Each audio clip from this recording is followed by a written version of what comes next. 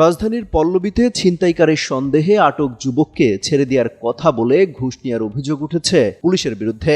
যদিও পুলিশ হেফাজতে ভুক্তভোগী রিয়াদ হোসেনের মৃত্যুর পর টাকা ফিরিয়ে দেওয়া হয় বলে জানিয়েছে পরিবার, তবে ঘুষ নেওয়ার বিষয়টি অস্বীকার করেছে পুলিশ। অন্যদিকে ভুক্তভোগীর বিরুদ্ধে ছিনতাইয়ে জড়িত থাকার কোনো আলামত না পেলেও স্থানীয় অপরাধী গ্রুপে যুক্ত থাকার তথ্য রয়েছে বলে দাবি পুলিশের।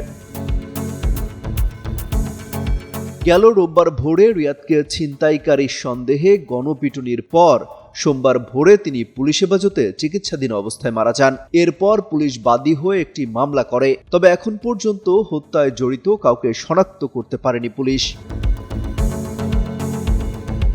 ভুক্তভোগীর স্ত্রী পিয়া বৃহস্পতিবার রাতে যুগান্তরকে বলেন, গত রোববার ভোরে তার স্বামী রিয়াদের ফোনে ফোন করলে জানতে পারেন পুলিশ তাকে থানায় ধরে নিয়ে গেছে। থানায় গিয়ে তাকে আহত অবস্থায় দেখতে পান, তখন তাকে কুর্মিটোলা হাসপাতালে নেওয়া হয়। এরপর থানায় ফেরত আনার পর আবার ঢামেক হাসপাতালে নিয়ে যাওয়া হয়। সেখান থেকে ফের থানায় আনার পর তাকে ছেড়ে দেওয়ার কথা বলে তার কাছে 40,000 টাকা দাবি করেন এসআই আশরাফুল। রাত 9টার দিকে 20,000 টাকা জোগাড় করে তাকে দেয়া হয়। ভুক্তভোগীর স্ত্রী বলেন, সোমবার সকালে ফোন দিলে এসআই আশরাফুল বলেন, রিয়াদকে কুর্মিটোলায় নেওয়া হচ্ছে, আপনি থানায় আসেন আগে। এরপর 8টার দিকে টাকা ফেরত দিয়ে বলেন, আপনার স্বামীর চিকিৎসার জন্য টাকা প্রয়োজন, এই টাকা ফেরত নিয়ে যান। অথচ ভোর 4টায় তার স্বামীকে মৃত ঘোষণা করা হয়েছে, সেই কথা তখনও বলেননি ওই পুলিশ কর্মকর্তা। তিনি দাবি করেন, স্বামী বলেছিলেন কোনো পাবলিক তাকে মারেনি, ঘটনাস্থলে আইনশৃঙ্খলা বাহিনী মেরেছে।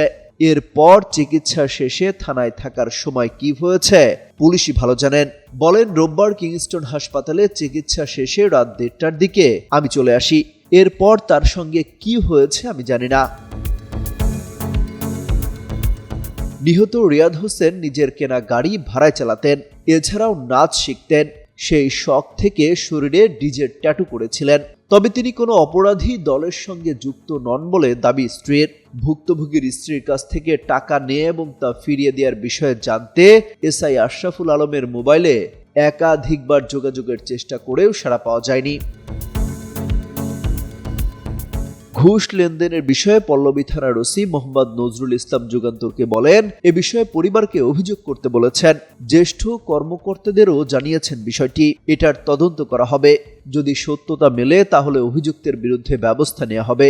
এছাড়া রিয়াদকে পুলিশ হেফাজতে কোনো নির্যাতন করা হয়নি, তার এখানে অবস্থানের প্রতিটি মুহূর্তের সিসিটিভির রেকর্ড আছে বলেও জানান ওসি। অমিত হাসান রবিন, যুগান্তর নিউজ।